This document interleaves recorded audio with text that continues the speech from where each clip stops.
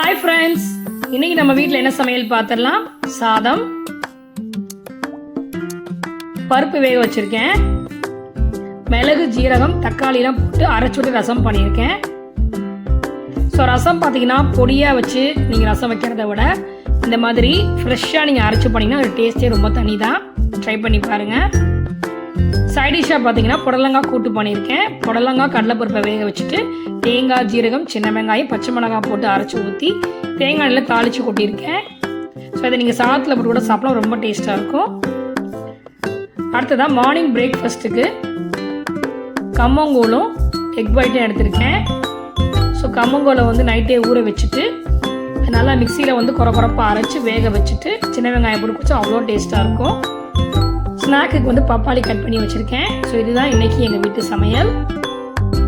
Video பிடிச்சிச்சின்னா like பண்ணுங்கள், share பண்ணுங்கள், comment பண்ணுங்கள். மறக்காமல் மாஸ் குக்கிங்க்கு சப்ஸ்கிரைப் பண்ணுங்கள், பெல் ஐக்கானை கிளிக் பண்ணுங்கள். Bye friends.